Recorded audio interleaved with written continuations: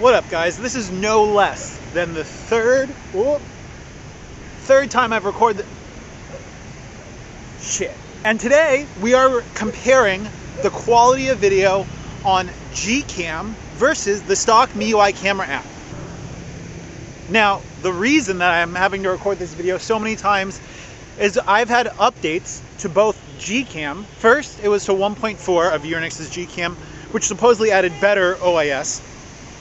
The next was a beta version of the MIUI camera app that I got my hands on. And if you guys want to try any of this stuff, I will have links in the description to where I have these up on my website for you guys to download. But this is the ultra wide on the Redmi K20 Pro, and this is great right now. Now, a big thing that you guys were asking was, does Gcam improve the quality of video on the K20 Pro? So let's go look at that right now.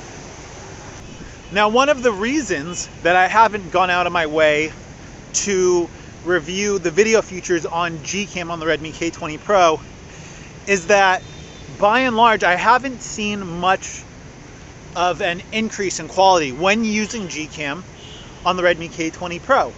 And as you guys can tell in this video clip right now, stabilization on the Redmi K20 Pro is significantly better when you are using the stock camera app. And there's actually a little trick even to improve the quality of that, which I'll touch on in a second.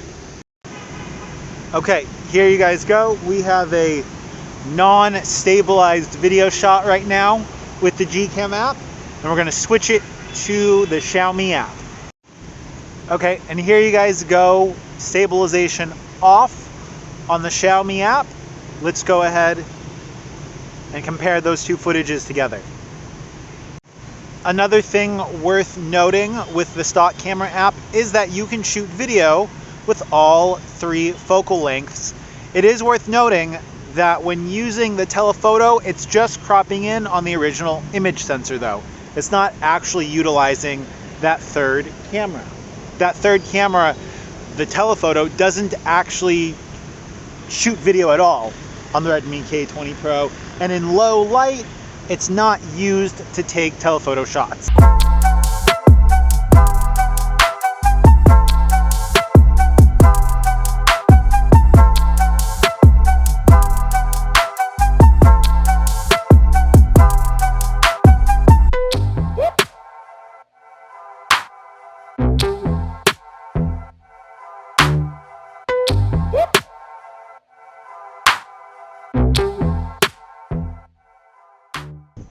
So after further research on this MIUI beta camera app, MIUI is now offering a ultra super smooth mode on the camera, and we'll go ahead and we will switch to it right now.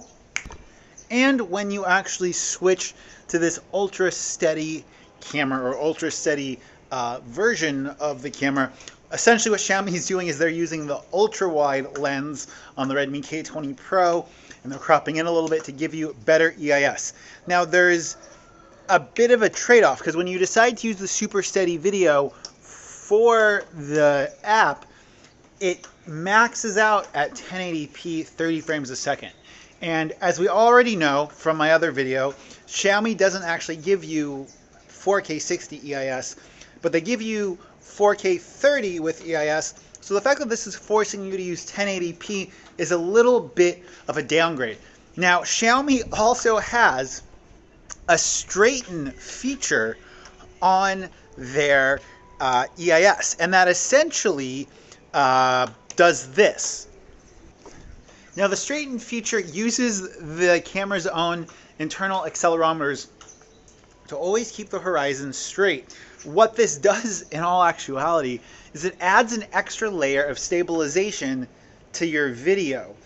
Now, right now we have the straighten horizon plus the ultra steady video on the wide angle camera right now, actually shooting 4K 30 on the ultra wide angle camera of the Redmi K20 Pro, and then adding this horizon straightening.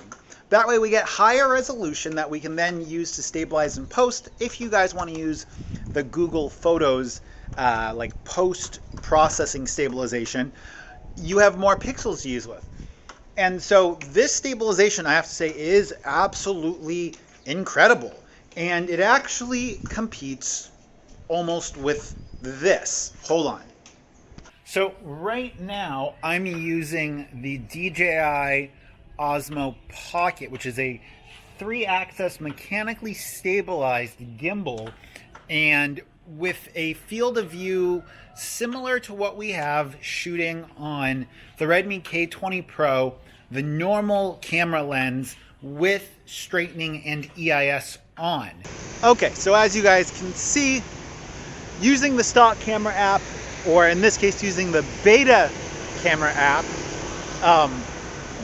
the stock one is just much better. Gcam for video, at least on the K20 Pro, isn't that great. You don't have a time-lapse mode in all of the different focal lengths like you do on the stock camera app. The slow motion does not work on the K20 Pro Gcam mod, on the newest one I have. Works on the stock one. So there's not a lot of reason to shoot video with Gcam on the K20 Pro. That's kind of just the reality of it. And I know a lot of you guys are thinking, what about using the Google Photos EIS? Well, the thing is, you can go ahead and use Google Photo EIS on footage that you shoot with the stock camera app. So the stock camera app is going to have better image stabilization. Plus you can use that with Google Photos EIS. It just does not give me a compelling reason to use Gcam for video.